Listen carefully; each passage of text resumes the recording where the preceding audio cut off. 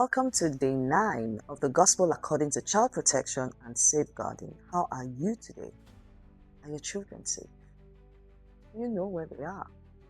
So today we'll be talking about when children carry our burdens. When children carry our burdens. And as always, we start with a quote. But this quote is from an anonymous quoter. Childhood is not a race to see how quickly a child can become an adult. Childhood is not a race to see how quickly a child can become an adult. Children can be taught to carry out their responsibilities. Children can be taught to become responsible, but not forced to carry emotional weight beyond their age. A lot of children, I'm sure you did the same. I'm sure I had that too. Where children carry emotional weight that is beyond their age. Some children grow up too fast, not because they want to, but because situations or circumstances force them into growing up too fast. I know we joke about, oh, this one is a baby in an old woman's body. This one is, yes, it is true. Some children have wisdom. Some children are faster than their peers and all of that. Doesn't mean that we should burden them with the emotions that don't belong to them. We now begin to carry the weight of our emotions.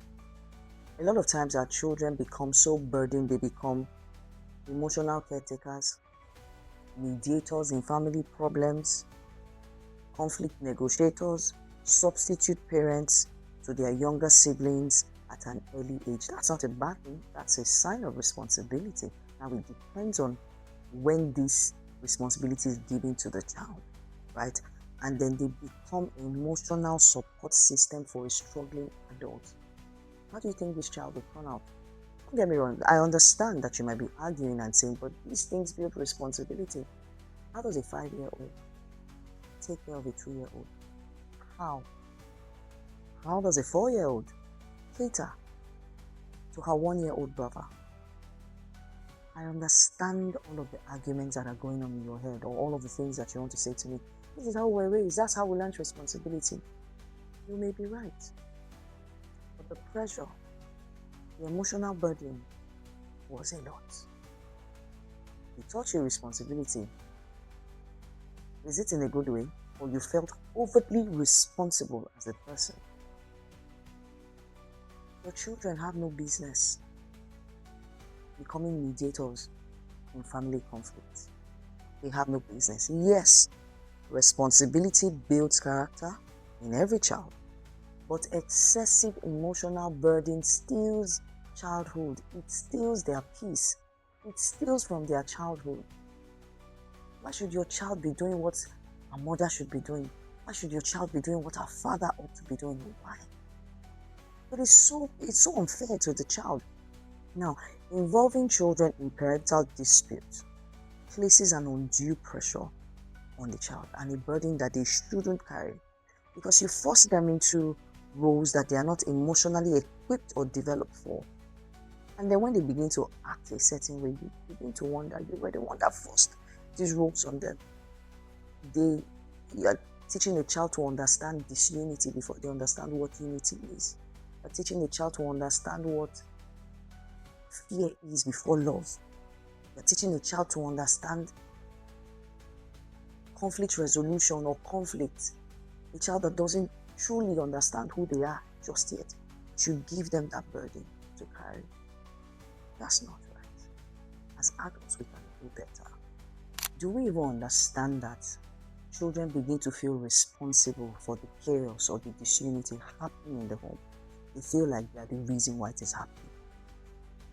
So parents are quarreling and the child has to step in, and maybe the child hears the father say, I can't pay the school fees, I don't have the money, or the mother says, the stress is too much for me, I'm at home with this child all the time.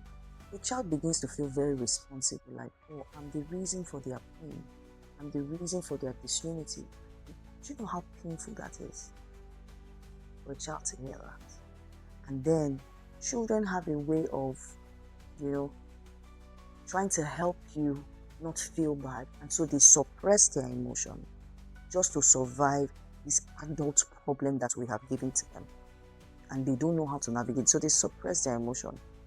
And guess what? They struggle later in life. A lot of times with unhealthy relationships, you find it difficult to ask questions, you find it difficult to ask for help. Sometimes they are numb. Where do you think this came from? I'm not saying, and please don't get me wrong, that we can't navigate through all of these things and become better people and move away from these things. But we'll be lying to ourselves that these things did not impact on our lives as children, and it's having an effect on us now that we're adults. So if you sit down properly to take a track record of your life, if you're a parent, I don't think you want to pass the same thing to your child. It won't be right. Now, a couple of days ago, during the course of this child protection series, I started talking to the people around me a lot about their childhood, and you would be shocked at the things that you hear from the people around you. Just talking about carrying the burdens. I said, did you ever carry the burden of your parents? And it's the people I'm speaking to, two amazing young women, they laughed so hard. One said to me, as long as I can remember my name. I found that very funny. At first I said, what do you mean? And she said, as young as 7, she was carrying burdens that she knew nothing about, and it was so bad. I'll tell you the story of one. She said growing up, she had to shuttle between 2 homes. Her parents had separated, so she had to shuttle between her mom and her dad. And for the life of her, she could not understand why she was doing this. And she was in school. She was in Ekuma. So just imagine a child trying to navigate her life. School, parents. I'm not the one that asked them to separate. People are now separated. I want to pander to the needs of my mother, and then I have my father, and then just trying to be responsible at 16. She would go to her mom, attend to her mom, and then go to her dad, who had his own peculiar needs. Her father does not eat food that we don't cook on the same day, must eat fresh food. This child will cook, she will wash his clothes, and guess what? Sometimes she will have to go back to school that day, but she will also sit down and listen to all his problems that day. She must listen, and then she'll go back to school. But not even, isn't it God that kept that child until today? And then she'll go back to her mother. Now, yes, the effect of the marriage happened to her. And sometimes I say that we need divine intervention, coaching and therapy to get all of these things out of the way. It affected her greatly. She saw marriage with a different lens. And she's like, I don't think I want to make my children go through this. You might say that, but she's like, I don't think that I want to bring children into this world to go through this kind of chaos. Is she saying that this is what's going to happen to her? She doesn't know. If the 2 people who brought her into this world are like this, how is it? Why would she not make the same decision? So she'll be afraid of commitment. She'll be afraid of making any kind of decision that has to do with marriage, because she's not sure. But you know what? Marriage is a faith journey. It's a journey of faith. The same way you build your faith in certain areas is the same way you build your faith in marriage. I'll tell you the story of another one. This actually did get to me. The second lady I was speaking with, she was 7. Everything that went wrong with her mother was her fault. Everything. 7. I want you to think about it. 7. Everything that went wrong with her mother was her fault. She got insulted. If something happens, no wonder you're like this now, because your father does not have sense. It's your father's bad luck that is following you. Who says that to a child? Please. A lot of adults have lived between their children. Unresolved pain, unresolved trauma. Who says that to a child? You are the reason why you're like this. See your black heart like your father. Hey! God, see your black heart like your father. You say that to a 7-year-old and you think that this person will just grow up to become a fantastic young lady. How now? It's not going to happen. Divine intervention with tools to help them navigate. Do you think that child is going to love her mother? It will take God, like I said, divine intervention. And you know how this child was coping? Because she was constantly abused, she would write letters in her diary to her father, completely insulting him back.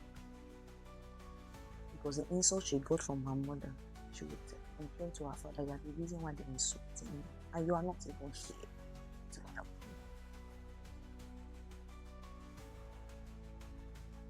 The effect of childhood makes a lot of adults broken. The effect of childhood. Your words are very important. They are very powerful. What exactly are you saying to your children? What exactly are you saying to that child? Why? What did the child do? At 7, writing became her outlet for releasing whatever it was that was inside her. The mother falls and breaks leg. It's the child. This one happened. It's the child. Guess what? She didn't have a relationship with her mother. She didn't think it was necessary. Because even when she tried to speak to her mother, her topic became the news headline. Why? And like I said in previous videos, guys, they didn't know better. But everybody comes to a point in their life where they sit down and they think, parenting is not an easy job, but it is very rewarding. And you'll be so shocked that a lot of parents will be judged on how they raised their children. And a lady who's supposed to get guidance from her mother, not have a mother to talk to. And then she starts going around looking for the auntie who would actually be her source of comfort for her to speak to. Why should your children carry your emotional burden? Why? Don't make that happen. Don't. And especially those of you who are fathers, don't treat your wives badly in front of their children. And you have daughters. Your daughter is watching. She's watching you. I don't think I want to marry a man like my father. Where did that come from? From your behavior. How do you treat your wife? Your child picks up that burden and is wondering, what have I done? Am I the reason why they are quarreling? I'm sure they were happy before I came. You don't know what's going on in their mind. And then new wives, you constantly insult your husband in front of your children or your child. They don't want to have this kind of relationship, and you are wondering why your children are turning out the way they are. It was the mirror you placed in front of them. That's what this is. We have several examples even in the Bible. David had unresolved family issues. It was a dysfunctional family. He created deep emotional wounds. See Absalom, see Tamar. Look at it was a mess. It was a mess. Consequences of unresolved conflicts everywhere, left, right, center. As parents, what do we do? Avoid discussing heavy adult conversations in front of your children. Avoid discussing heavy things around your children. If you have to talk, please, you have a room. Don't tell the child, excuse me. It's their home. You excuse them. Because they will still know that something is wrong. Give responsibilities to your children that are age appropriate when it comes to doing things. You can tell a 10-year-old to take care of their 5-year-olds or their 3-year-olds, an 8-year-old, the 7 years. Don't be telling a 5-year-old when you are going down the street that she should please keep an eye on her brother. I know that you say to me, so what happens to all those other children?